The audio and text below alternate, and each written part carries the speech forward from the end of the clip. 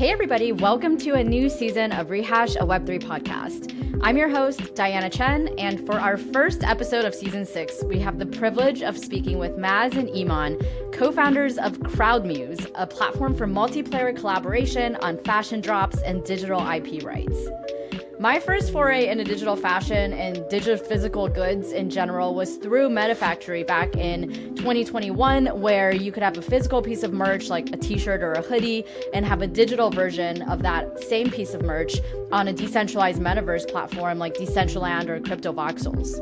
I remember that being all the rage during the last bull cycle, but it feels like it's sort of died down a little bit and only more recently found a resurgence through projects like Crowdmuse.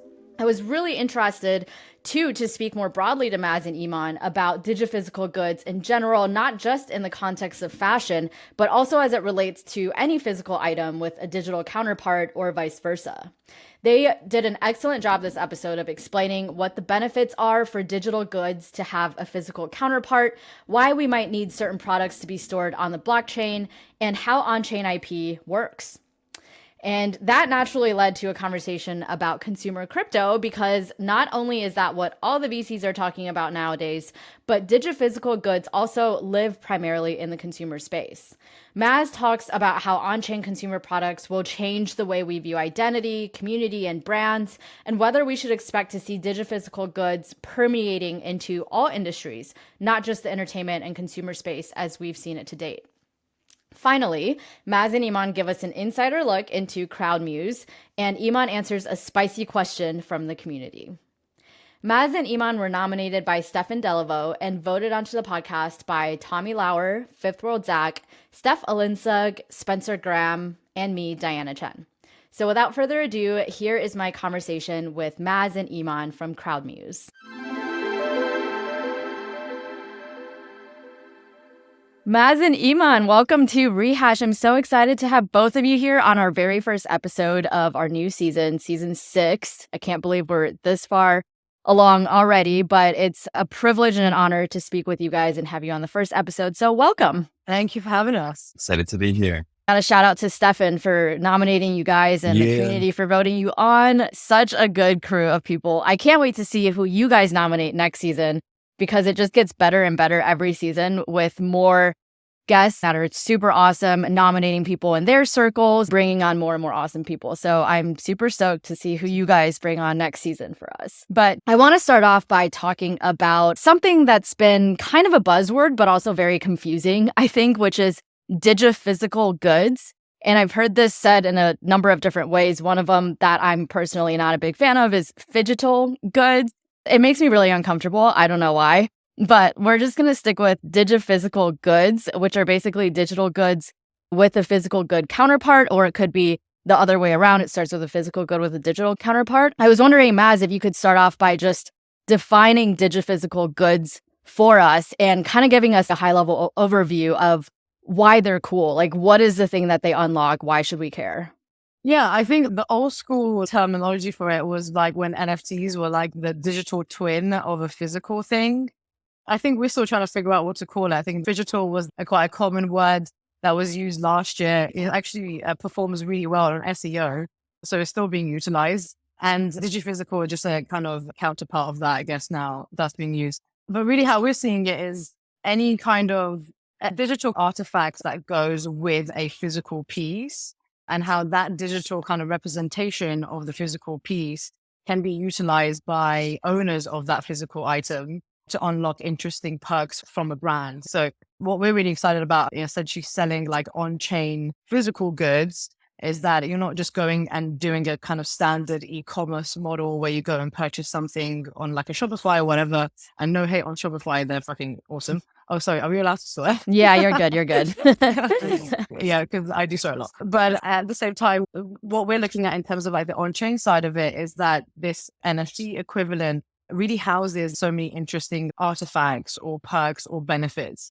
So one of the models that we're looking at, which is quite interesting, is that like the digital NFT that you mint on the Crowdmuse marketplace, what that does is actually provide revenue splits for all the individuals or all the individual players that were part of the creation of that product. So I guess from a more traditional industry perspective, it's very uncommon in e-commerce for you to be able to see who made it, like who designed it, because usually the brand is the one that is taking majority of that income. So what our NFT mechanic does, which is basically a modified ERC 721 contract that basically ensures that there's a revenue split on all primary sales of the physical item. And from a post-sale perspective, we're thinking of like interesting unlocks that NFT holder can have access to, whether that's digital artifacts that the NFT comes with. Eventually, if we start playing around with like 6551s, which is another thing that people are talking about a lot, is like how can these artifacts that are digital artifacts that sit within the main NFT become their own NFTs and have their own unlocks and experiences and just make the experience for the consumer much more dynamic and fun rather than just getting the final products and wearing it, for example. Yeah, I think my first foray into this digiphysical realm beyond just the NFTs was back in 2021, I think. Metafactory was a pretty big thing where you can basically have a physical piece of merch like a t-shirt or a hoodie or something and then have a digital equivalent to that in a decentralized metaverse platform like Decentraland or CryptoVoxels. I never fully understood how that worked. Like, what was the actual technical link between the physical item and the digital item? Could you explain that a little bit? Yeah, I mean, Metafactory is a great example and also they're great friends of ours. And if anything, we've learned so much from them. And they were probably one of the first collaborators once we first looked at how do you basically buy on chain. Interestingly, their contributors, they're so diverse in skill sets. They do like 3D renders, they create like metaverse wearables. And the MF70 is like a really good example, which is like this full-on suit that basically you can buy the physical if you want to wear it in the physical, but the digital equivalent of it is literally like a wearable file that your avatar, your character in whatever metaverse can also wear. I think in the height of digital fashion that was kind of popular last year, there was a lot of excitement around, can my IRL person also be replicated URL in a sense? And I think Metafactory, with the likes of like the 3D designers that they were working with and the metaverse VRM builders, were trying to mimic that identity in a kind of metaverse fashion. And so really, if you look at the way physical products are created, every physical product is created with a digital asset. It's not uncommon for like a t-shirt to have a 3D render or a tech pack because it helps with how the production efficiency works. So it's a little bit more technical on the manufacturing side, but most things come into existence with a digital artifact or digital asset. Gotcha. And then I want to dive deeper into the on-chain component because we've touched a little bit on that. And there's sort of a differentiation between a digiphysical good that just has a digital component that's off-chain versus a digital component that's on-chain. Eiman, could you talk a little bit about that and why do we want or need things to be on-chain? And is there a significant difference between a digiphysical good that's stored off-chain versus one that's stored on-chain? Yeah, definitely. And in terms of framing, I guess we're in the part of the cycle where everyone's asking why does things need to actually be on-chain? And on the other side, everyone's saying on-chain is the new online. So there's obviously both sides of the story. And one way to look at it is that on-chain becomes almost like a digital coordinate system to add context and metadata. And we'll get into the subculture side of things into a product that not only is able to add some level of permanence as like a digital memory or artifact of a creator's journey in producing products for their community, but you're also able to add and embed different elements into it, whether it's digital or physical. So back to the question that you were asking of what is the link between the digital and physical product, whether it's on-chain or off-chain. I think with on-chain, it enables us to actually integrate those two realities, whether it's through some kind of NFC technology, whether it's through some kind of like redeem and burn, where you buy a digital artifact as an NFT and then you're able to redeem the physical. It does just open up the playing field. And recently just saw some tweet go viral about how Virgil mentioned something about it's not about the product, it's about the room that you put it in. And what that really touches on is it's all about context. And whether you want to sell a product or a piece of clothing, at the end of the day, it's all about what resonates with people and what makes people feel that level of connection to something and something that they can identify with. And really on-chain enables us to add that level of granularity and context into a product and also enable interesting programmable features into the actual NFT, whether it's things like being able to mint it directly and redeem it, all the way to the interesting interactions from there, where it allows you access and utility to go into an event. It unlocks certain features, and really these artifacts or NFTs become a portal for a consumer to be able to interact with the creator. And you can almost like beam updates to your consumers if you buy an NFT, and it's dynamic, whether it's the picture changing, whether it's a new unlock, whether it's an airdrop. I think Onchain is that next evolution of online where you're able to actually embed all this context into the product. Gotcha. So it offers a lot more utility and functionality. I would think it also, whenever I think of things on chain, I always jump immediately to just like the provenance and the ability to prove an authentic piece of digital fashion, for example. Like this t-shirt was designed and created by this artist. It's not a fake. It's not something I bought off the streets of New York at a street stand. It's the genuine, authentic piece. And with that, I would say a big question that comes to mind is with IP. Can you explain a little bit how on-chain IP works, if it's similar or different to how we think of traditional IP? Yeah, IP is how much time you got? IP is a rabbit hole. And like, actually, just to tie off what you just mentioned earlier, because it's quite interesting, I think provenance is quite important. So we're not reinventing the wheel here. I think one of the things that we forget in crypto is that there are quite predecessors that have done experimentations on blockchain, and a lot of them have worked and some of them haven't. And so we're creating new mechanisms to try new different things and experiment new different things. On the provenance side, really quickly, like private blockchains were utilized by the likes of LVMH to basically meet that issue that you just mentioned in terms of counterfeit. And then it got utilized by luxury items that needed to have genuine provenance. I think Rolex and these types of items naturally always come with a certificate of authenticity and so on. So I guess if you just take those already existing certificates, the nature of blockchain is that it provides that level of attribution or authenticity in a sense to say this person did this and this is their ID to showcase the fact that they created this thing. So IP from a traditional sense, especially when it comes to fashion, it's very convoluted. And if anything, it's one of those things where no one has really figured out a way to try to mitigate all those kind of IP appropriation issues that designers always talk about or artists talk about to say, oh, this big brand like ripped me off and it's an exact mimic of my design. But how, in a court situation, how are they going to defend themselves, right? There's no way in which they can do that. And neither would they even bother to go and sue a H&M or whatever, which actually is prone for constantly ripping off designs of other people. And so when it comes to IP, a very simple mechanism that we're looking at, and actually to look at previous examples, is even like ArtStation. You can go and put up your assets. You can then go and subscribe or license someone else's 3D and then utilize it to say the original IP creator was this person. I'm licensing the asset off of them.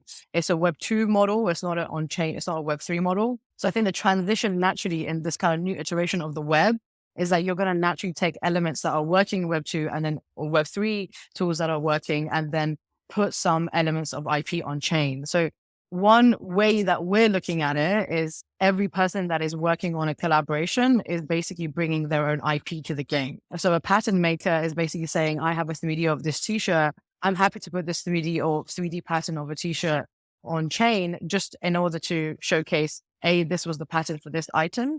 And then naturally what happens is over time, the more drops that we're deploying on the Crowdmuse marketplace is actually amassing a ton of IP. It's not owned by us. It's attributed to the creator.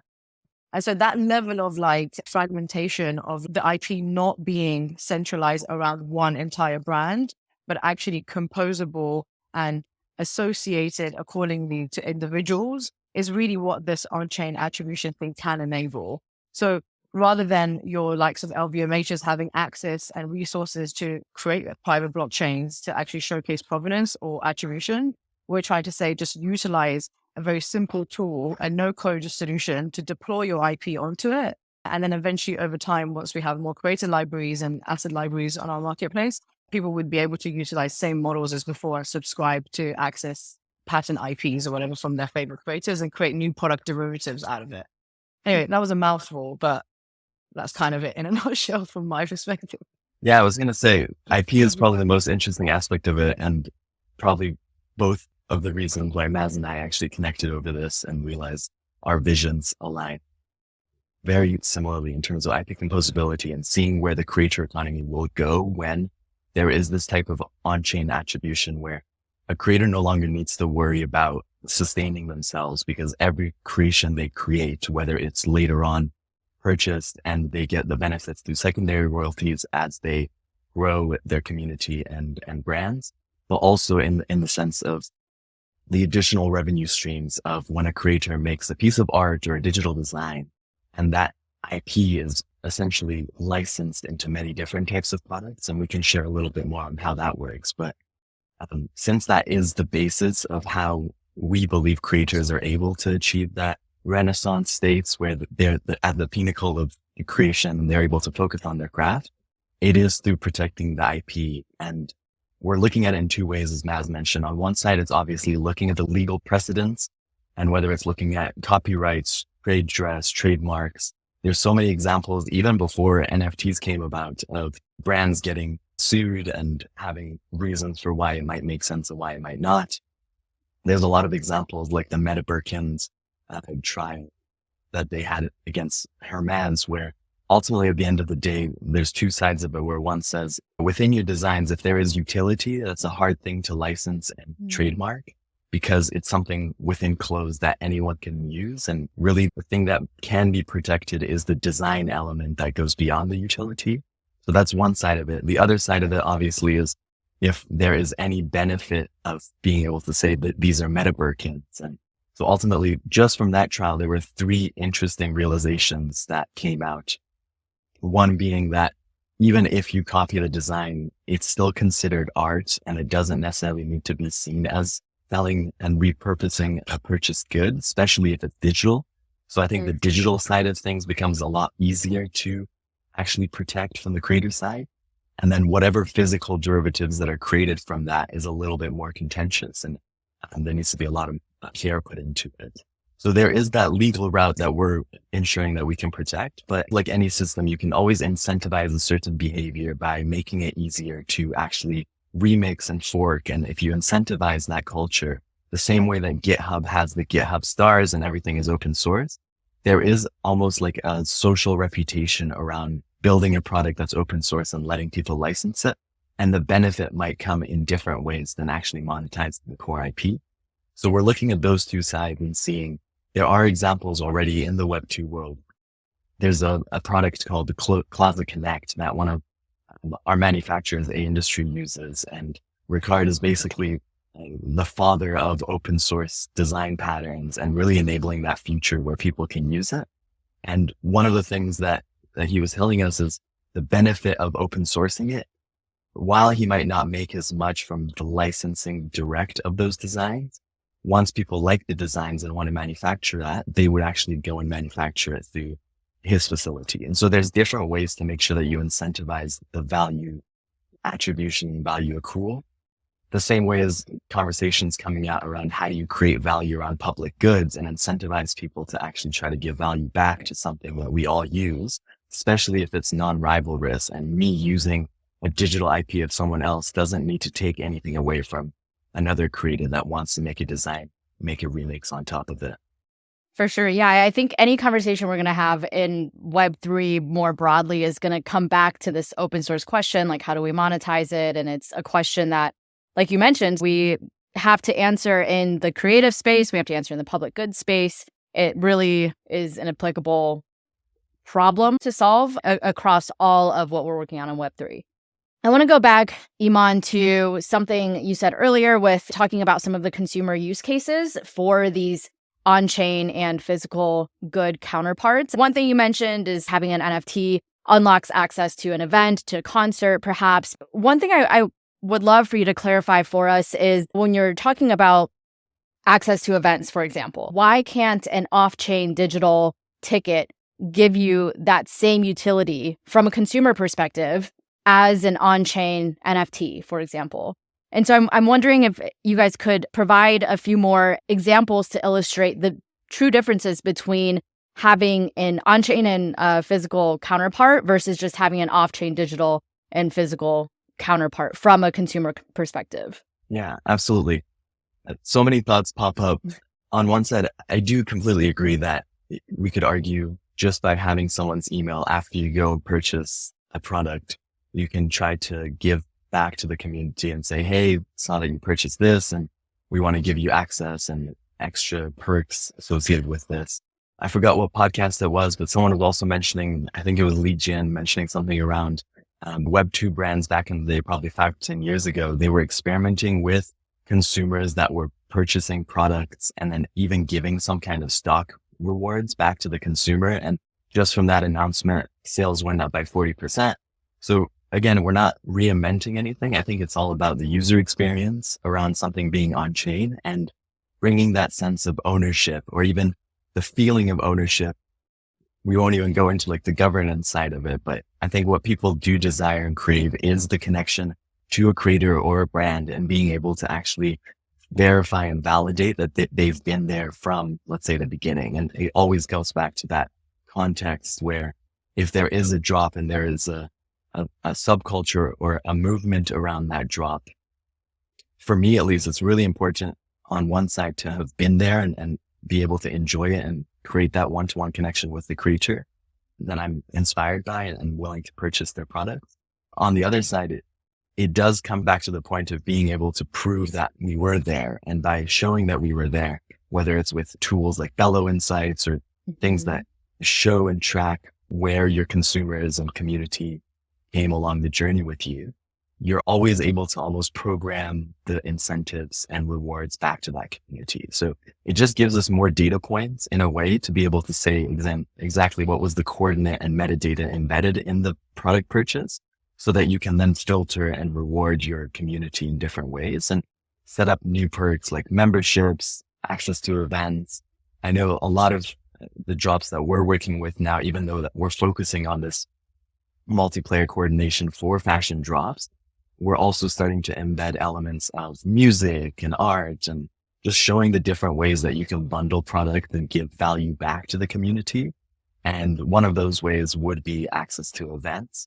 And yeah, I guess you definitely could do that with an email that you send a ticket to that, but it has a different feel where you say, hey, it's because of this NFT. And once you get into that event, you kind of know who everyone is based on their shared interests and values and identity.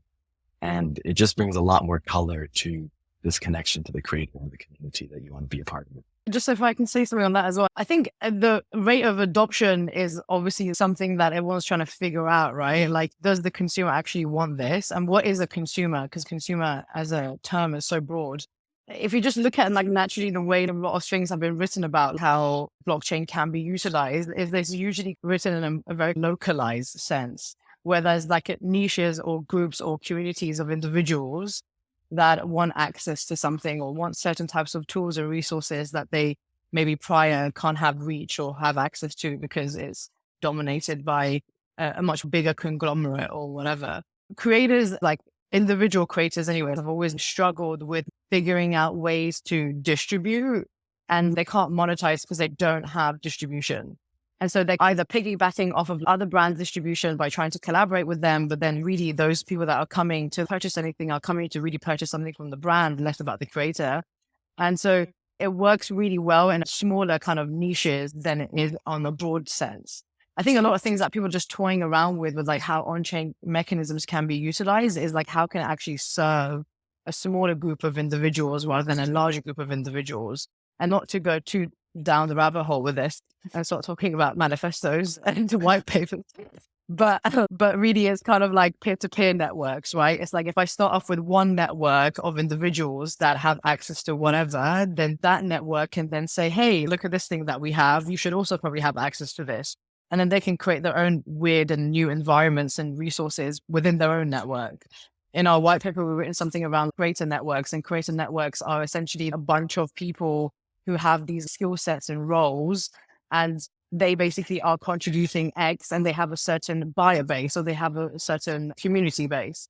So I think what's really cool about this is that you're flipping the narrative, right? You're like arming the individual or the small niches of communities to have the same level of data trends, like basically what Eiman was talking about, because naturally consumer trends are governed by the larger brands that can have the ammunition to go and find those data points and then sell directly to those consumers via the trends that they're picking up. And so if you're saying, hey, why don't you create a mechanism where you can have the access to data, you can have access to supply chain, you can have access to community, you're then basically part owning somewhat the entire supply chain. And so the direct to consumer bit becomes really interesting. Something that has been also talked about a lot recently, in addition to this digiphysical thing, is consumer crypto. I feel like we went through a phase where no one was talking about consumer crypto, or everyone was just saying, don't pay attention to consumer crypto. This is not where you want to put your money. Focus on infra. And then now, like more recently, people are talking about consumer crypto again and how we should focus on consumer crypto. So from what you guys have observed, why do you think everyone is talking about consumer crypto now? And all of a sudden, consumer crypto has the attention of all these VCs and we should be paying attention to it. And maybe start by defining what consumer crypto is, which maybe is like the most challenging part of this. Like you were saying, Maz, who is the consumer anyway? And that's something I've realized, in the last couple of years of living in a smaller city out west versus in a big city like New York is the consumer base is completely different out here than what I'm used to. And so who is the consumer? I mean, that's a big, big question. Oh yeah, this is a good one. I was hoping this would come up. This is so apt. Yeah, I mean, okay, I don't know how much to censor what I want to say, but basically I think consumer is quite broad, right? Like you just mentioned. I think consumer crypto is basically essentially like similar kind of products that we're building. I think it's getting to a point where crypto is getting tired of the same kind of products being shipped out or a lot of concentration on DeFi, even though payment infras and on-ramps and off-ramps and all these types of things are basically things that are going to really make it important to utilize the infra better, right? Because one of the things that we get shit on from Web 2 is how bad our payment is or how like terrible the UX is and all that kind of stuff. And to be honest, I think that's just become a boring statement now because things are actually getting better and UX is getting better. User experiences are getting better. Payments are getting better on chain. They can get better, obviously, but everything can also be further developed. But with the likes of consumer crypto types of products, I think we're just looking for new use cases. We want to onboard more use cases. And it was funny because there was a bit of an aha moment when obviously we are in a bear market. Anyone that is a builder that's still sticking around is like sticking around because they're probably either getting some form of attraction or the market timing is right for their products. And so it's getting to a point where I think the user adoption kind of makes sense. If you go directly to consumer, then that means that you can then have access to a way more massive market. But with that being said, we're picking our lane, right? We're saying, okay, our expertise is in this type of products, consumer products, like apparel, accessories, print, whatever. And then another person who's doing consumer crypto would say, okay, we do animation and we do media and we do content and all these other things. And I think consumer is a funny word because everyone is a consumer. We consume on a daily basis, right? So we're serving ourselves, right? But at the same time, a consumer within the niches in which like a lot of consumer crypto products are targeting. I think the perfect example to look at is obviously whatever 1KX is investing in and whatever C Club is investing in or is pushing out via the accelerator. It's an amalgamation of all these topics that are popular trends and topics or also our everyday uses of what we consume. So everyone is kind of tackling and experimenting in different ways at media, at content, at fashion, at whatever. And a lot of it is still very much more on the digital side because digital is much easier to compose and edit and produce. And then we're tackling the digiphysical side, which is kind of a heavier type of industry to tackle because it has that physical component. But in a nutshell, crypto needs more use cases and we need to start onboarding in order for this to actually scale wider than our existing user base.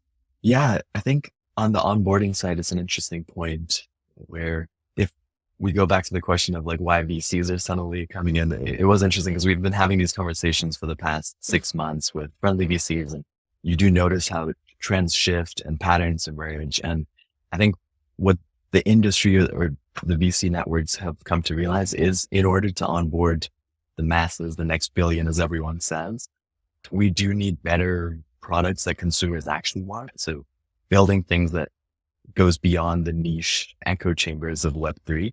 And you see that happening where I guess on one side, a consumer can look at the digital things. So whether it's like art, music, film, even social with FriendTech, one of the things that FriendTech really enabled is that ease of being able to sign in with an email and then abstract away the Web3 experience. even though it's still heavily speculation, and you can argue whether speculation is the best way to onboard people and then give them some value later. But you're also seeing this in the physical world with Pudgy Penguins putting out their toys in Walmart. And again, contentious, whether you agree with it or not, whether it's bringing it to the masses or diluting the brand. I think the interesting point that comes out of it is realizing that the consumer goes so far beyond the niche communities that we're normally shilling our bags to.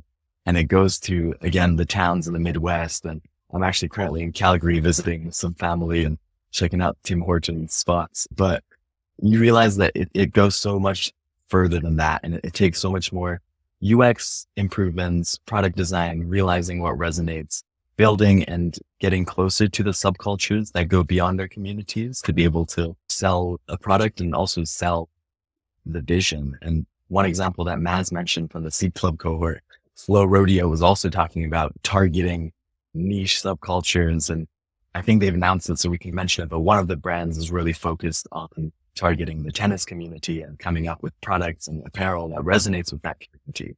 So I think part of consumer is finding your niche communities and building cool products and building community around them to be able to onboard them to the Web3 rails that they might not just come on board with because it sounds cool or it's because of speculation. It's because they actually want to buy what we're creating.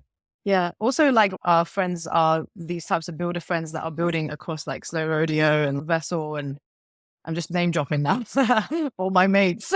No, those are great because we're going to have Steph from Vessel on the podcast. You mentioned Pudgy Penguins. We're having Luca from Pudgy Penguins on the podcast in a few episodes. So I love seeing all of this tie together. This is going to be a very cohesive season. Yeah. Yeah. And like what was largest or whatever. I think his narrative is funny because it's like an FU to boring content. And I think there is a high level point here that is being made in general with all us builders coming out with different ways to just have fun experiences, because people are just bored. Like we're just bored of the same content. We're just bored of the same drops. We're just getting bored of the same consumption of stuff that we're having. And so all of us are coming at it from different mechanisms. It's kind of like going back into the early days of like Dazed and Confused magazine publication now that is huge. But they started off really showcasing super raw, authentic imagery of whatever niches, right? Like societal niches. And it was like resonating with people like me as a teenager, where like I would sneakily go and get the magazine and hide it from my parents because they had some crazy photos in there, but I resonated with that. That was my only kind of release in a sense to say, oh shit, they get me, right? And I think that's basically what it is. Like on-chain or not, NFTs or not, whatever the hell we want to call it in terms of a mechanism, it's that real kind of authenticity of actually creating experiences and collectibles that are hitting these types of emotions and resonating with these types of experiences. And I think that's what we're all trying to create for others. Yeah, I think we've passed the era of the internet of having these big social platforms like Instagram or Facebook or whatever that everybody is on.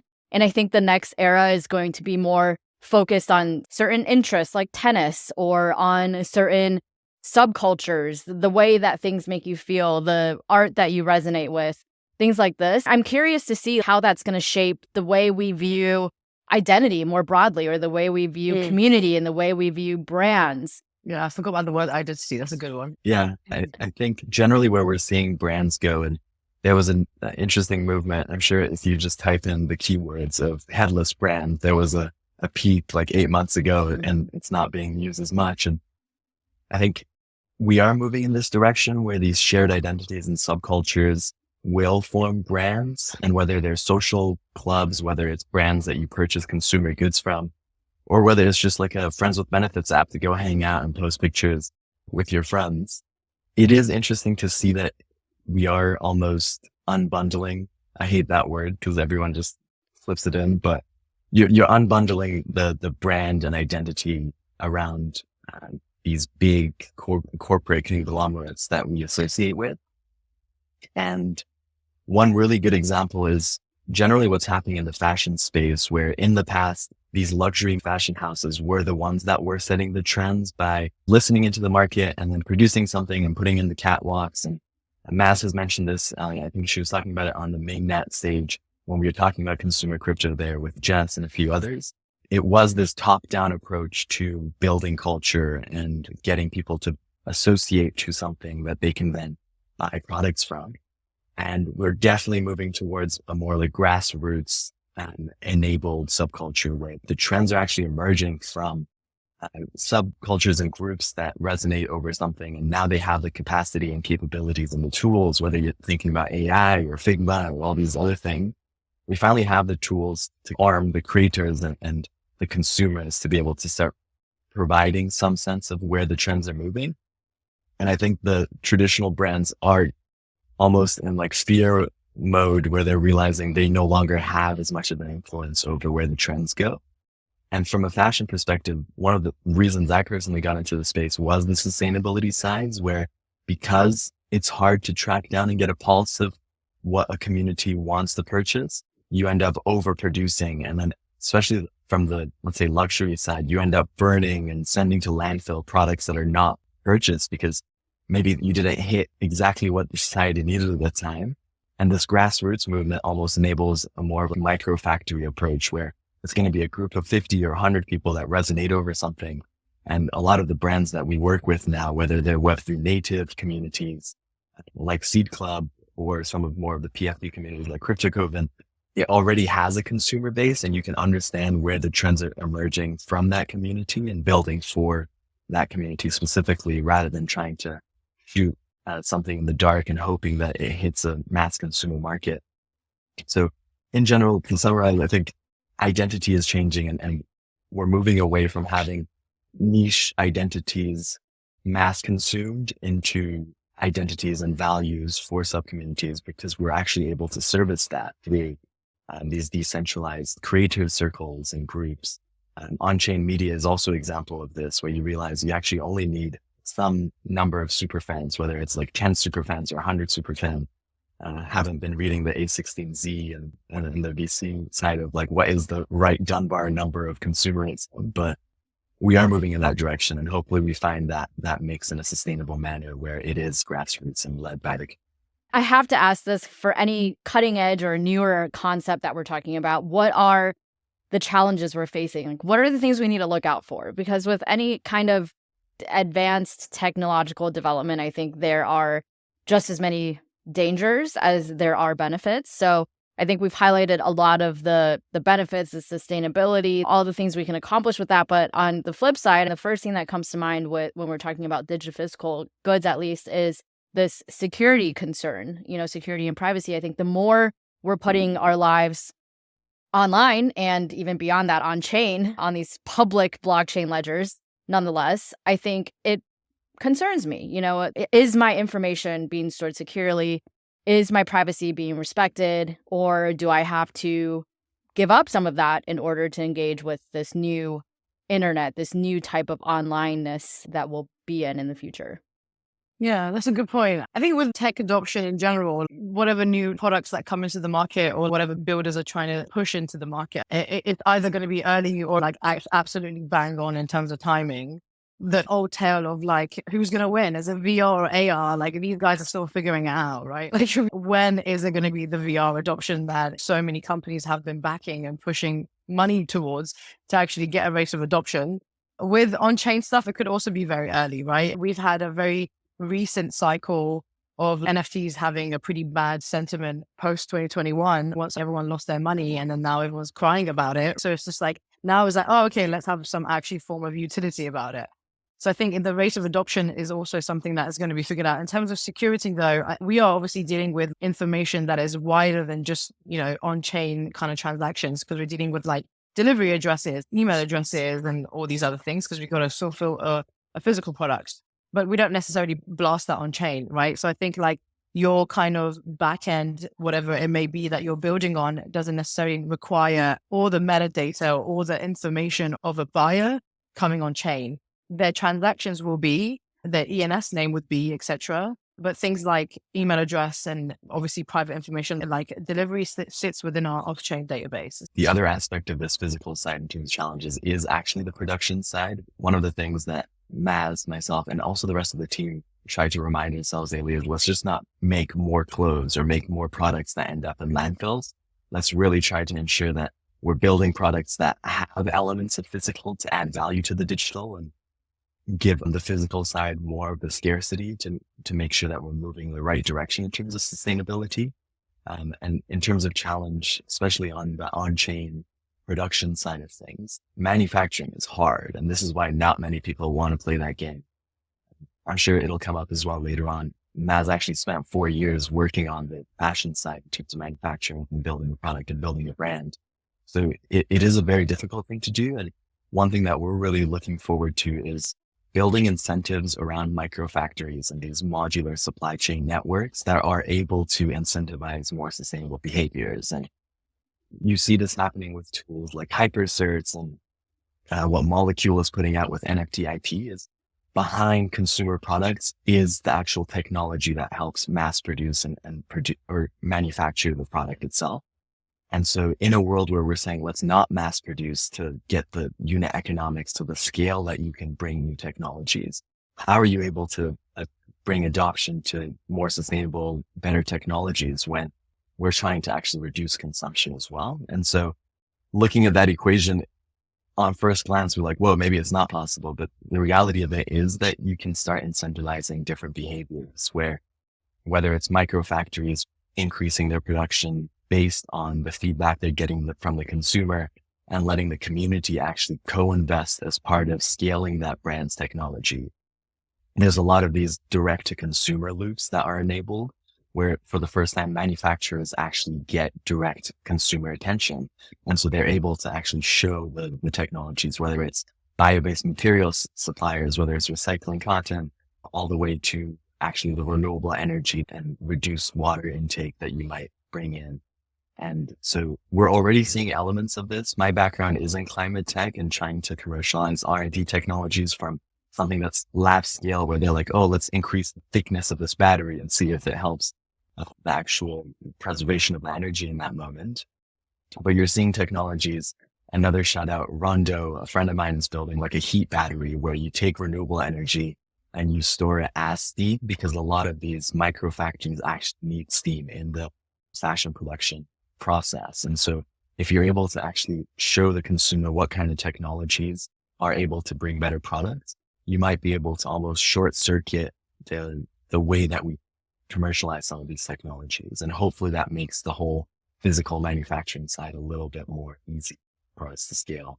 Actually, also, sorry, on the privacy side, if it's helpful, we can send as part of resources, but one profile to definitely follow is Jaya, who's part of NIM project that is looking at privacy infrastructure, but also looking at the impacts of AI surveillance, which is a thing.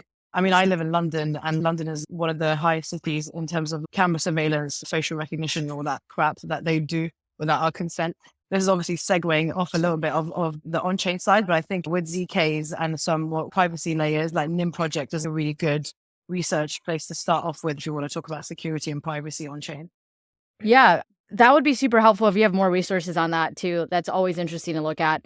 Last thing I want to get to Crowdmuse. We've kind of made mention of it and we've talked about a lot of the component pieces of it, but I want to actually get the scoop from you guys about Crowdmuse. I know you guys are still in beta, so still really early on. And so I'd love to hear what you guys are working on and what people can expect from it. But maybe Eiman, I'll go back to you. If you just want to give us the quick backstory about how Crowdmuse came to be, where the idea came from, and then how your journey has been to where you are today.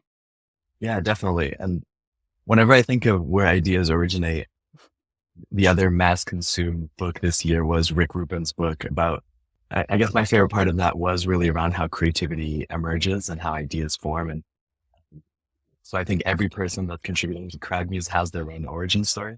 But my perspective was, as I mentioned, I was working in climate tech. I was doing process systems engineering and basically investing into climate tech R&D from the scale of lab, where it's universities and early stage startups, and then also trying to match them with corporations and really try to commercialize that technology and make sure everyone that has done the research actually is attributed, rewarded either through licensing fees or actually just selling the technology directly.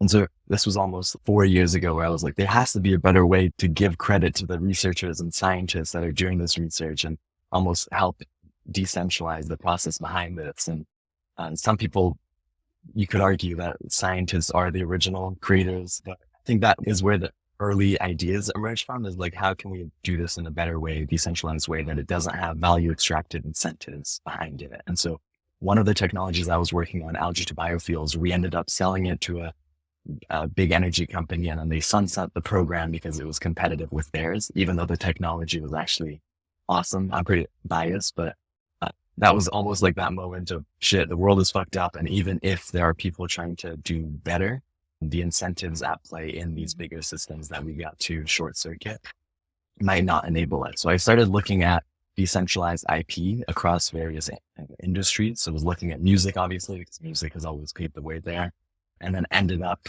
in the whole DAO rabbit hole of realizing you can actually almost program in business models and make sure everyone is attributed for their work.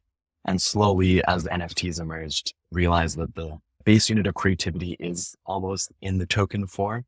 And from that, you're able to make sure that everyone that has contributed along the way is able to get some kind of value from the products they collaborate on.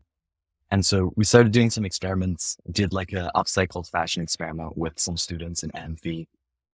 And I think fashion was the thing that kept pulling us in the direction of IP collaboration because it is so composable, where there's a designer, there's a manufacturer, there's brand. So the roles are very clear. And from those experimentations, we did a few things in events. And that was around the time that Maz and I also met. And she was working on a separate project around like solar RV parks and also trying to enable co-ownership models around business models, and realized that the protocol layer was very similar. And so ever since then, we joined forces and worked full time on Crowdmuse. Interesting part is everyone on the team for the first year was working because of that shared vision. So it was clear that the ideas, as Rick Rubin says, it was kind of just channeled through many people at once. And it's all about making sure you find your tribe and you're able to execute on that vision. Yeah, I mean, I think it starts with that shared idea, but then the thing that keeps you together over time is that shared vision, right? I think that's the glue that holds it all together, because if you can feel convicted strongly about your vision, and a lot of people feel strongly convicted about that same vision, then that helps push you forward in the same direction. So where is Crowdmuse today, Maz, and what can we expect from it in the future? I checked out the website. Right now, it looks like there's that FWB tote on it. Is this what we can expect the website to look like in the future, like one drop at a time, or what's your vision for the future? Yeah, so our V1, which is basically this new UI that you see now, we launched it in end of June. And so now kind of in the nature of just pushing out all the drops that we have been working on in the pipeline. So longer term, I think when you come onto the homepage, probably in like a couple of weeks' time, we're going to have current drops, upcoming drops, and just a bit more kind of a creator spotlighting. Outside of FWB, we are working with really awesome designers. So those guys also need to be spotlighted. And so homepage is going to look kind of different. We're going to start pushing out more features on the profile side and figuring out other sides on the creator side of it. In a nutshell, it is a platform. Currently, the product is a marketplace, and the marketplace is multi-sided. Currently, you're looking at it from more of a buyer flow perspective. So drops happen, splits of the drops are showcased in terms of revenue, in terms of visibility of who has done what. The buyer comes in and just does a collect checkout flow as you would normally on a e-commerce site. Longer term, we are looking at opening up the creator side of the platform. So the creator side of the platform is just prone to a bit more experimentation, kind of housing in some of those assumptions that we talked about around IP licensing and pattern libraries and all this kind of stuff, to ensure that the designers or pattern makers are not just purely making money through the drops that they're doing, because that also requires an element of coordination and the background work for it to get to the final piece. But how do you actually allow them to already start making revenues from their already existing patterns and designs, which is a much easier lift than having to create a finalized product to do as a drop. But I think it's going to become really exciting. Apparel and accessories is kind of common consumer product that everyone wants access to, right? We're trying to make sure that it doesn't look like a merch storefront, because we're not just trying to make merch for people. We're dealing with really good quality stuff. So we're trying to look at much more collectible type items. And naturally, that's going to take us broader out of apparel and accessories. It's going to require prints. It's going to be like designs. It's going to, I think on the digital side of it, it's going to be really exciting to see how we plug ourselves into other existing marketplaces like your Zoras, like your Sound XYZs, because we have got a really big range of creators within our networks that are not just purely within the ready to wear fashion side. They are also within music, within photography, art, or whatever it may be. So I think it's going to become much more open and accessible. So currently right now it is pretty closed. We are in beta, obviously, as you mentioned, until we do our first initial 5 to 10 curated drops. And then we'll just make it a much more permissionless marketplace for anyone to access and utilize. So yeah, it's going to be kind of exciting to see where this goes. Yeah. Super awesome. I'm so excited to see it. I can't wait for it to open up and see all the creators that use it. But what I'm seeing now, it looks super high quality. Obviously, people in the FWB community right now are probably really in on this current drop. But if I were to check out a drop from a community that I'm not part of at all, I still might buy something just because it looks super high quality and like really good merch. Awesome. So I'm loving how it's looking, and I can't wait for it to open up more publicly to more creators even. So finally, our last segment this season is we'll end with a question that we're going to ask every guest on the season. This season, we've let our community decide what question to ask in the spirit of being a community-owned podcast. And so we did a whole joke race on it. We had a bunch of people submit questions, and then we had a vote on it. And then what I'm going to do is I'm going to read the top 3 questions to you and give you the option of you just have to answer one. You guys don't have to answer the same question since there's 2 of you on this episode. You can answer different ones. So the first question we have was submitted by Meg Lister. It is, what's your favorite crypto drama? And tell us all about it. Okay, so that's our spicy one. The second one was also submitted by Meg Lister. She's great at coming up with questions. We should just have her come and host this podcast maybe one of these days. But the second question is, who would you invite on the podcast next season? And then the third option you have, this one was submitted by Floppy Abe, who nominated Billy from Intuition onto the podcast last season, which was a great episode that a lot of people loved. And this question is, estimate your success rate in your attempts to crypto pill your off-chain friends and family members. Paint me a word picture of your average attempt. So who would like to start? Maz? Whoa, that's really good. I'm going to go for the easiest one. I'm not going to lie. I'm going to go for the middle one. I'm going to go for who to bring on next. Who to bring on next? You have to bring on the head of products, Kat from Zora. She's really awesome. She's got a really interesting background, really awesome interests, and I'm such a fangirl of them. I always like talk about them so much. But I think if there's going to be anyone that actually gets to a point in which there is going to be a massive rate of adoption, it's going to be Zora. They're going to do it, and they're going to do it really well. So I think, yeah, get Kat, and I can refer you as well. She's awesome. Awesome. Nominate her for sure. I don't think I've spoken with her before, but we're always especially open to more diverse guests too. So bring on more women, more people of color on the podcast. I love that. For sure. Iman? I think I'll go for the crypto drama one. Yes. That's my favorite one. I was wondering if anybody would choose that one. I can't wait to hear this. But probably more on the nerdier side. I really like fork drama. So got into the space, like looking at the whole ETH split. And I think the most recent one, there were 2 iterations of it, but the whole like nouns fork drama where one was you're able to burn your nouns and get some value from the underlying treasury. And then the more recent one was actually just being able to fork nouns for any reason, whether it's a new way of running the DAO. And while boring from a drama kind of hot take perspective, I think the meaning of it for the space that we're in terms of seeing this as like propagating or proliferating the meme almost at a cellular level, I think forks are an interesting way to look at how brands or group identities will end up almost like enabling forks and subcultures where a community might no longer resonate with a big group dynamic. And you're able to find an easy way or mechanism that incentivizes people to exit the drama and create new drama. That was just a safe gossip from you. It really was. There were 3 of them, and I was like, all right, maybe I should filter it a little bit. That was the most politically correct tea I've ever heard. That was very politically correct. So would you say, Iman, that overall you are a pro-fork kind of guy? I am a pro-fork kind of guy, at least the option being there. I might not necessarily always fork it. Yeah, got it. All right. Well, thank you guys for answering these new trick questions. And thanks for playing the game and engaging. Tell people, last thing, where they can find you. Iman, if people want to know more about your fork thoughts, and Maz, too. Tell people where they can find you and where they can go to check out Crowdmuse. I know it's not super open to the public yet, but everybody can still go on the website and still can check out the drops. So tell people how they can do that. And then I forgot to mention, you guys are the co-hosts of the Mind Meld podcast. So feel free to plug that too, so people can go and check that out. Yeah, for sure. Oh, thank you. That's awesome. First of all, shout out to Steph, also, bro, you know, I love you, but also everyone else that voted on us. It was very surprising. We were very excited to be here. So I appreciate you having us. But yeah, Crowdmuse.xyz, at Crowdmuse on Twitter, Instagram, and what else is there? Oh yeah, myself and Maz Co on Twitter, Telegram. Probably shouldn't tell that to people, but that's going to start tricking me. Would you also like to tell your phone number and your address and your social security number? I was like, well, this is my IP address. So yeah.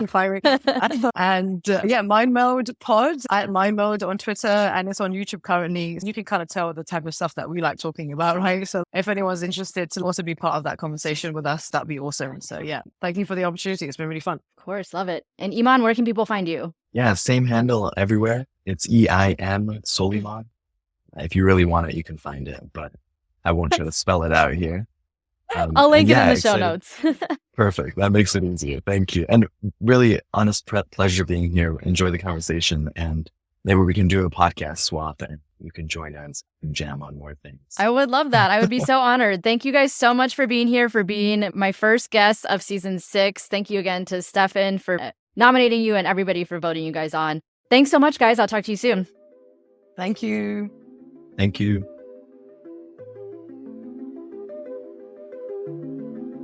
Thanks for tuning in to this episode of Rehash. Rehash is hosted, produced, and edited by me, Diana Chen, and sponsored by Quest and Lore.